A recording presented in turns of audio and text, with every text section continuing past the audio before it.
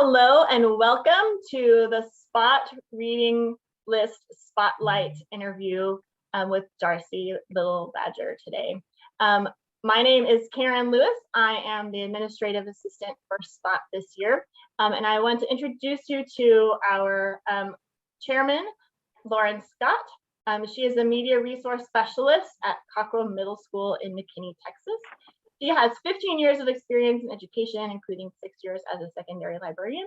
Lauren is passionate about digital literacy and citizenship, introducing relevant, diverse literature to readers, and telling the story of the library learning commons through social media. She is the current chair of the Spirit of Texas Spot Reading List Committee and is going to interview our guest author today. So I'm going to let her take it from here. Awesome. Thank you, Karen. So today we have with us one of my absolute favorite authors. I'm so excited to be here today with Dr. Darcie Little Badger. Darcie Little Badger is a Lipan Apache writer with a PhD in oceanography. Her critically acclaimed debut novel, ELATSOE A, was featured in Time magazine as one of the best 100 fantasy books of all time, and I 100% agree with that. ELATSOE A also won the Locust Award for the best first novel and is a Nebula, Ignite, and Lodestar finalist. Her second fantasy novel, A Snake Falls to Earth, received a Nebula Award and a Newbery Honor and is on the National Book Awards long list. Darcie is married to a veterinarian named Taryn. So welcome, Darcie. We're so excited to have you today. Thank you. No, I'm excited to be here, and thank you for the wonderful introductions. Well, I have to say, congratulations on all of your awards. Your books have been just like racking them up.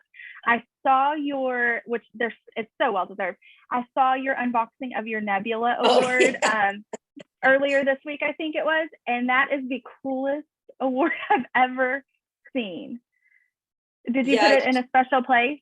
I do. You could kind of see it behind me. It's like, it looks little here when you bring it up. It's actually like quite heavy because I think it's just like solid glass with little planets in it. And yeah, when I was a teenager, like I was a big sci-fi fantasy reader. I would get like the magazine of fantasy and science fiction delivered every time a new issue came out. I like read all the books. And at one point I wondered, I'd heard about like the Hugo Award and the Nebula Award. I was like, what do these things look like? So when I finally got the internet, like this was around high school when I was using it, I Googled what these awards looked like, and I saw that the Nebula Award basically had little galaxies and stuff suspending in it. I was like, that is the most beautiful thing. And now that I have one, like I agree with my younger self, it's gorgeous. Well, and every one of them is different, right? Yes. None of them are the same? Okay. That is so cool. And also your Newbery Honor, correct me if I'm wrong, you're the first Native author to receive that recognition, right? Yes, that's true. And I say that like it actually celebrated its 100th, basically its 100th year of recognizing authors. And I'm the first Native writer to be recognized by the Newbery Committee, but I've very strong like hope and suspicion that that's going to be a thing of the past and that other writers are going to be recognized in the future. So I'm really excited to see the books that they come out with. Yes, I mean, I love that you're the first, but you should be the first of many, hopefully. That's what we hope. And who knows, maybe your next book too, right? We'll end up on that list as well. Fingers crossed. Or the one after that. All right, well, we'll get started with our questions. And the first one ties directly in with Spot, with Spirit of Texas. So Spirit of Texas is an award that is given to books with a strong Texas connection or an author with a strong Texas connection. So both ELATSOE A and A Snake Falls to Earth take place in sort of a near future Texas. What about Texas inspires your writing? Yeah, I guess there's a couple of answers to this because it's something I think about a lot because everything I write is in Texas. And the simple one is that it's easy to write about what you know, especially a thing as intimate as place. Just being within a place, you get to experience like the sounds and the smells and the temperature and just the general atmosphere of Texas. And I've lived there longer than I've lived anywhere else. And in fact, I spend most of the year kind of jumping between California and San Marcos now. So it's easier as one answer. I don't have to research like I would if I was like, I'm going to write a story set in Alaska. And then I'd have to do a lot of research because I don't really know what it's like to live in Alaska. But on the other hand, a lot of my writing, especially with A Snake Falls to Earth, is very strongly inspired by Lip-On stories. And Lip-On stories, because we're indigenous to Texas. And since we came down towards the area that's now known as Texas hundreds of years ago, we came down north from the plains. My family actually has lived exclusively in the Texas region. So a lot of the stories that I hear from my mother that were passed down, of course, through generations, they also formed in Texas. So these animals and these plants and these people and these adventures, they were all set in Texas. And I think that just really, it's a formative experience as becoming a storyteller, just the stories that I love so much, like they're in Texas. So I think that rubs off in my writing. Well, we love that they're set in Texas, and I love the near future aspect, how you, especially in A Snake Falls to Earth, how you took places and things in Texas that, I know living in Texas my whole life, but you took them just a little bit further in the future with some of that climate change and some of those things that are happening that we know are happening. So I love that you're writing about Texas. Texas is a great place. So keep writing about Texas. Okay, so for our next question, so this kind of ties into what you were talking about with your Lip-On heritage. So you take a lot of those stories, the traditional stories, storytelling types, like A Snake Falls to Earth is written in that traditional storytelling pattern. What's your process for taking that traditional story and modernizing it and adding that twist to make it a current story? Yeah, and a lot of times it's, so me being a fantasy writer means that I invent a lot of things. So in A Snake Falls to Earth, there's this secondary world, it's the reflecting world. And it's a place where there's like animal people, but there's also world shaping, which is essentially magic, and there's monsters. And so I invent those.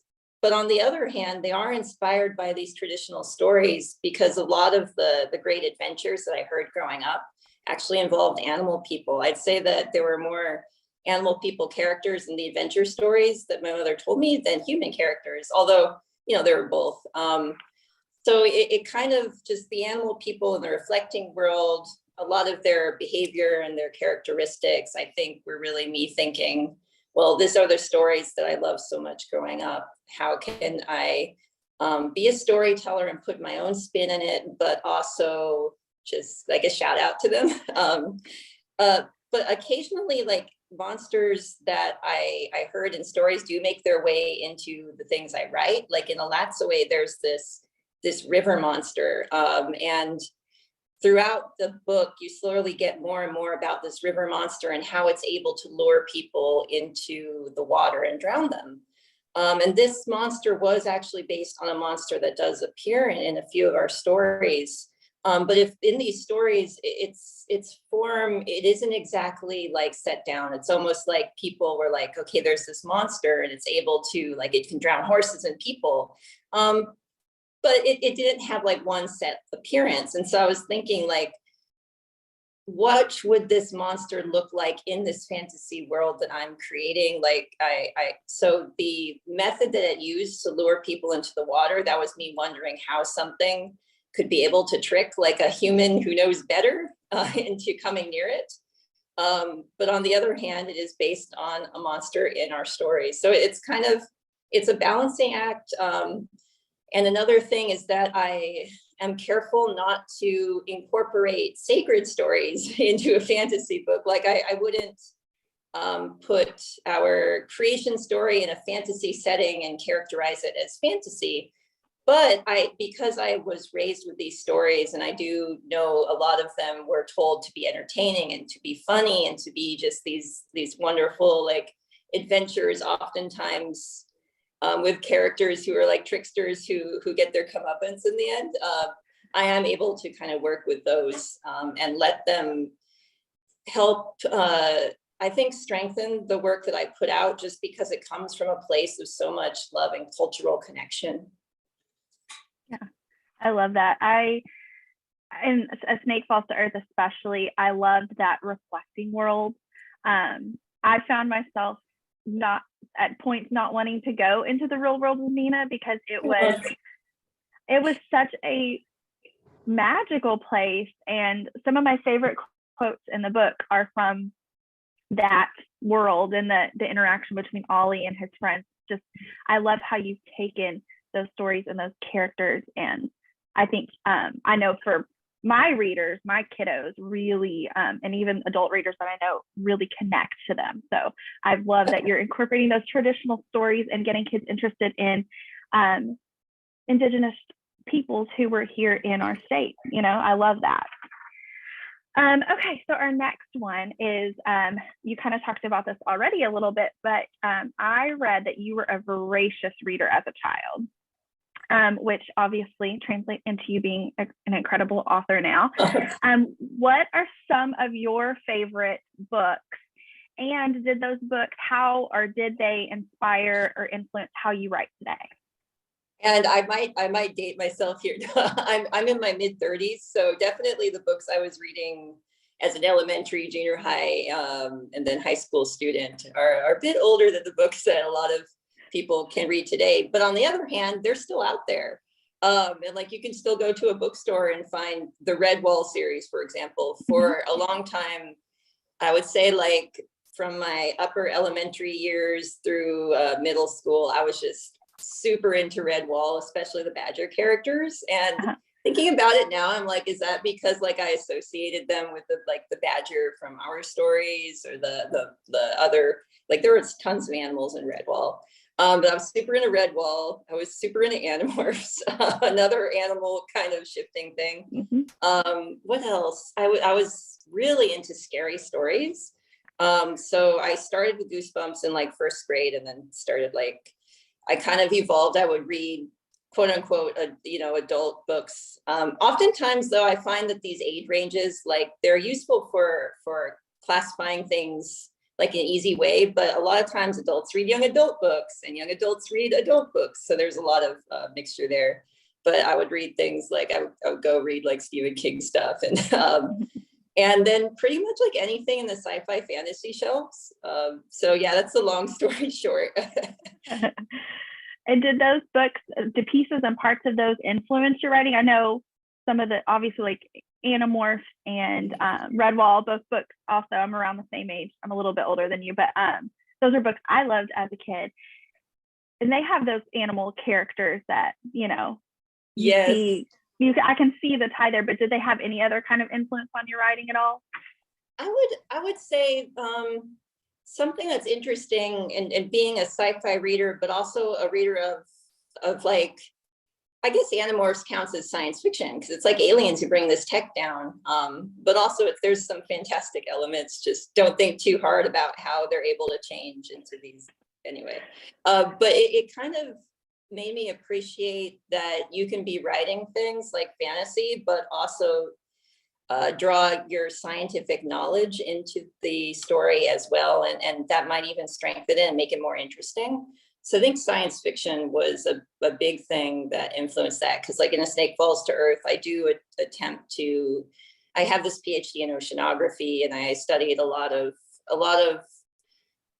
issues that are going to be affecting Texas right now or in the near future. And so I was able to kind of bring that into a fantasy book. And I think that being a reader across genres actually helps with that. Awesome.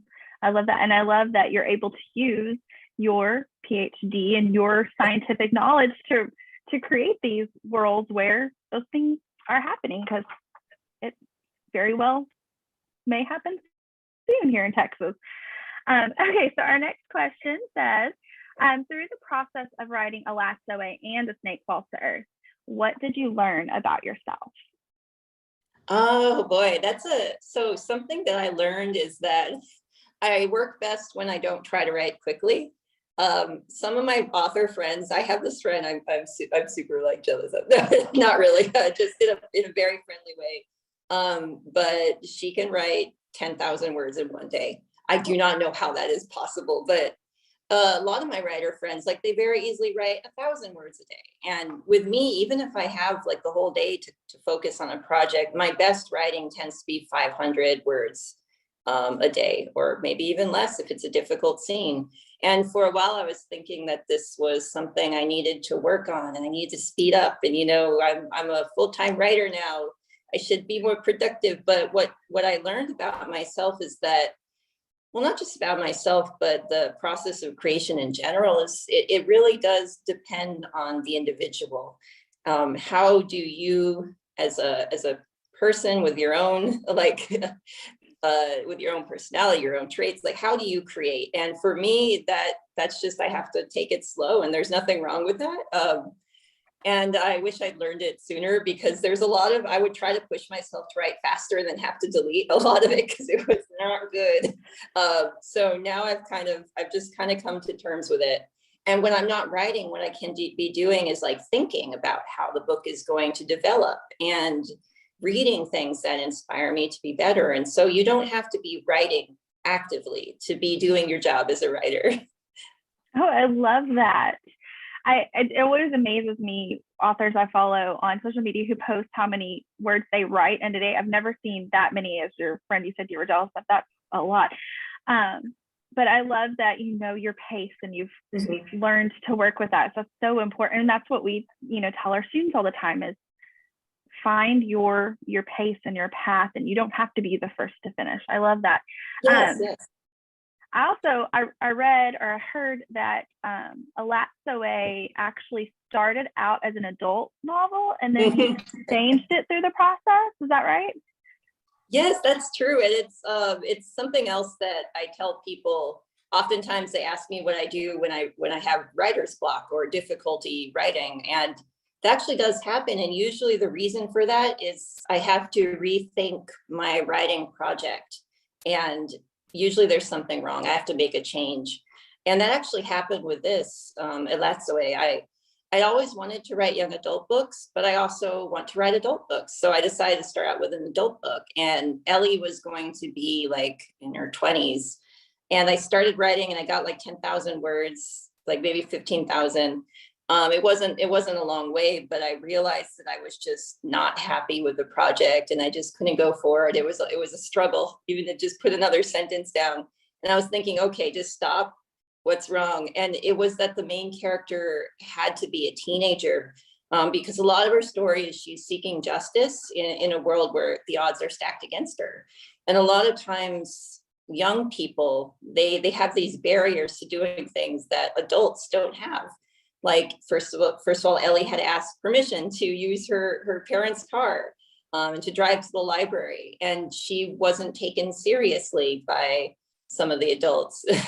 I'm thinking most, especially the villain of the book, but these little things just added to her character in a way that made the plot work when it wasn't working when she was in her 20s. So that was when I decided, you know what, this needs to be an young adult book. And it made everything so much easier. Well, I'm glad it's a young adult book because it is. I love Ellie, and I love both of these books. But I loved Ellie, and I think her character as a teenager makes so much sense. I can't imagine her as a 20-year-old. I love her as this teenager. She's fantastic. Okay. Back to the actual questions because I digressed a little bit there. Okay, so what is something that you wish readers knew about you or your book? Oh, that's a good question. I read through these like a little beforehand, and that's when I was like, oh man, there's so much depth to me. Not really. I guess for my books, one things I want readers to know is just how important they are. Like I don't publish for myself. Like if I wanted to just write for myself, I would just keep it to myself. Just that added step of putting the story out there is because I really wanted to find readers who enjoy and connect with the story. And so it may seem like a small thing, but it's really not when a reader comes up to me and says like, oh, I really like that book. Like that's really everything to me as a writer. So that's the first thing. You're important. The story is there, so that I can connect with you. Like if you enjoy it, and you know what, books aren't for everyone. So if you aren't into it, that's fine. Find a story you like. And I guess the other thing is that I'm really good at Beat Saber. That's a hobby of mine. It's like a VR game where you like slice boxes with lasers. And the ocean is a really cool place, especially the deep ocean. All right, those are my three things that I'd like people to. I love that. So when you're not writing, are you playing your VR game, your Beat Saber? Is that what it is? Yeah, Beat Saber. I used to do a lot of, prior to 2020, there were these like VR arcades, and those are super fun. But I've had to get my own set, and now I just play Beat Saber by myself in my room. It looks ridiculous, but nobody's watching, so I don't mind. You can just go all out. I love that. Yes. Those are great facts. I love that. Okay, what other books or authors would you recommend to readers who love ELATSOE A, love A Snake Falls to Earth, are fans of your work? Who else or what else would you recommend to them? Oh, let me think. So I was thinking books by Jordan Fuego are really cool. Like there's some really neat kind of, if you're into speculative fiction, trying to think of native writers. Oh gosh, so I actually I've just read an advanced copy of a book that's not out yet, and I can't talk about it. But in the future, I'll be able to share that book, because that's one that I'm very excited for the world to read. So there are going to be native fantasy writers putting their stuff out there in the near future. You just can't talk about it yet. Oh, so this is a little bit different, because the artist Rovina Kai actually did the illustrations in ELATSOE A. And is doing more illustrated books. And her illustrations played a big role in telling a story. I think she's illustrating Coraline right now, like at least looking at her Instagram. And those are like so hardcore. So if you like those ghostly kind of, they're really, really beautiful illustrations. And also like ghostly books, then follow Rovina's Instagram. And yeah, there's just like there's so many good like YA fantasies out there. I feel like I'm probably leaving out a lot of wonderful ones, but maybe I'll make a list on my blog. Just realized I neglected to show your books and have you talk a little bit about them. So we'll do that in just a minute. But I do have, because you mentioned Rovina Kai, so this is ELATSOE A.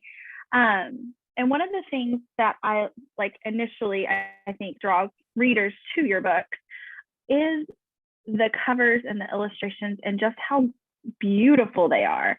ELATSOE A, I love I won't give a lot away to anybody who's reading, but I love all of our friends on the cover here.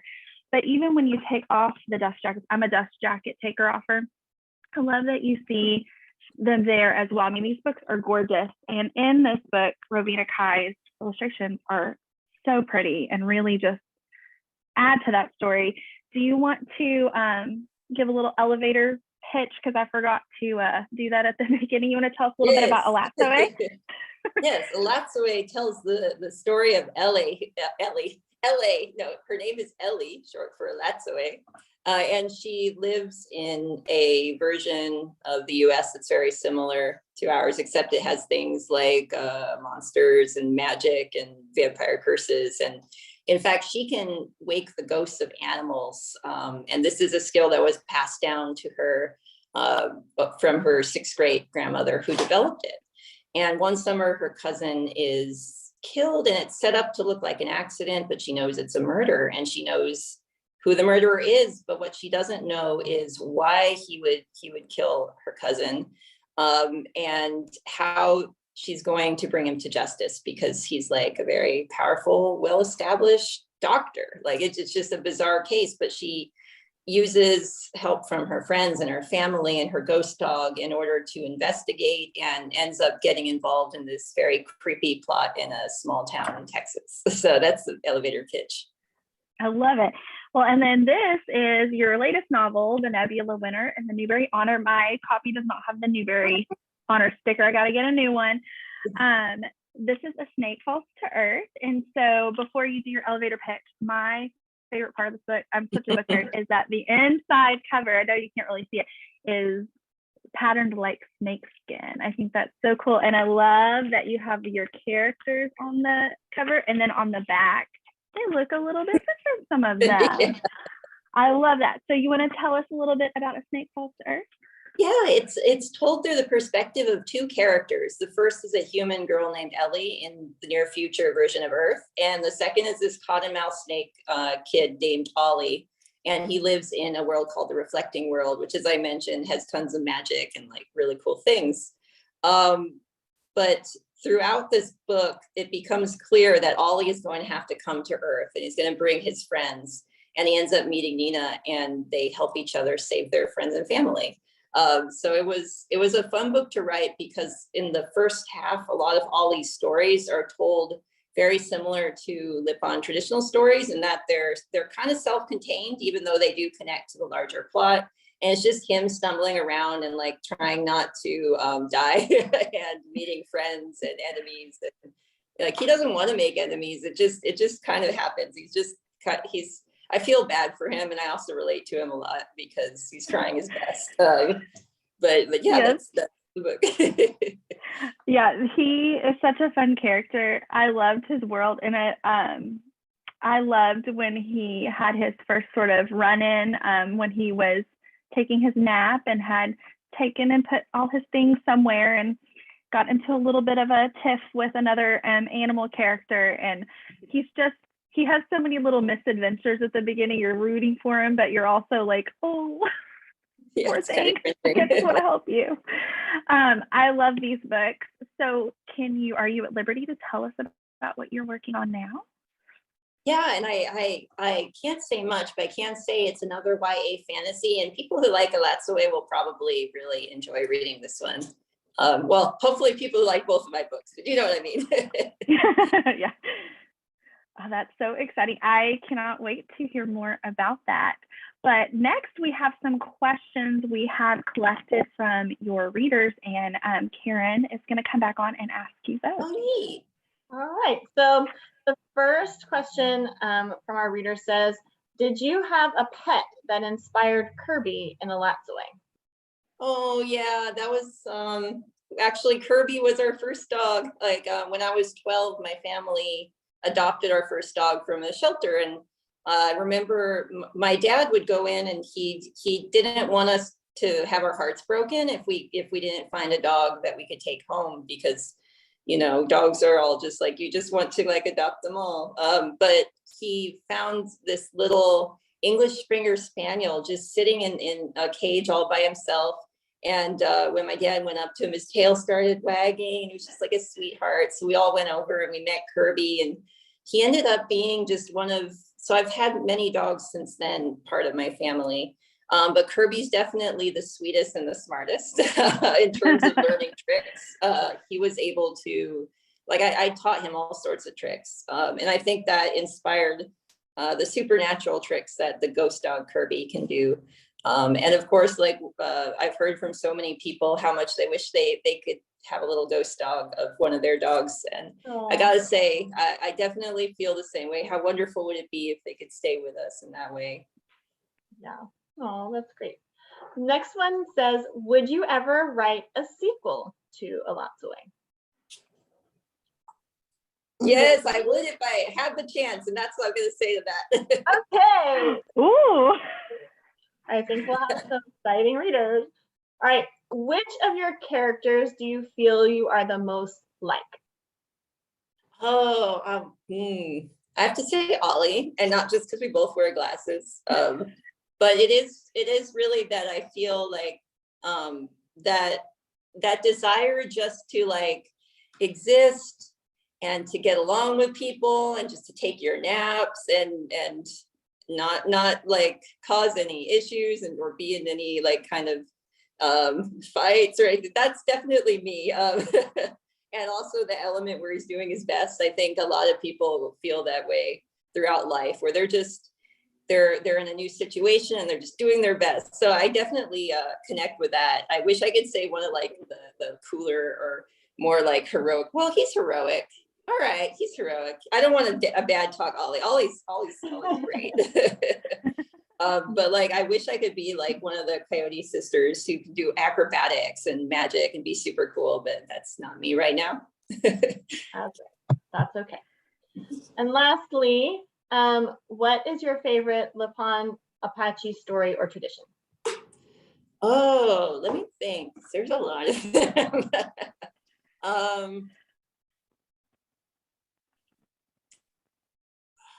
What's a story? I would say that there's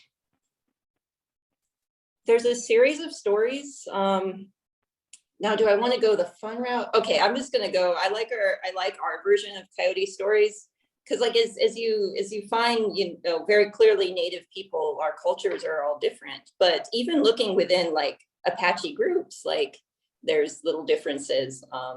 And I know that our Coyote stories are definitely like distinct from, for example, my spouse's stories. My spouse is Navajo.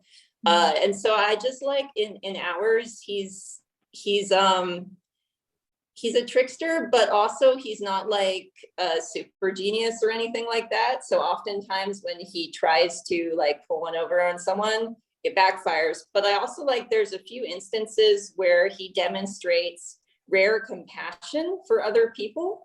And that kind of, I wouldn't say redeeming, but that element where in this character who's largely selfish and terrible, when he does try to help others, it ends up basically paying off in a big way. And I think that kind of just shows how that capacity to think of other people can actually do a great deal of good. So I'll say I like that, but like it's hard to say because there's like a lot of them. I guess I like one where a young woman is helped by prairie dog people as well, because I think that's just really sweet. Cool. Thank you for sharing those. Those were all of our reader questions. So thank you. Thank you. All right. Well, I guess that closes out our time today with Dr. Darcie Little Badger. It has been fantastic. We love chatting with you. We will have another Spirit of Texas Author Spotlight, hopefully up in the next month with a new author. So definitely check those out. And again, thank you, Dr. Darcie Little Badger. It has been so great talking with you. We can't wait to see what your next book is. And congratulations on all of your honors and awards. They are so well. Thank you so much. I was so happy to be here and speak with you.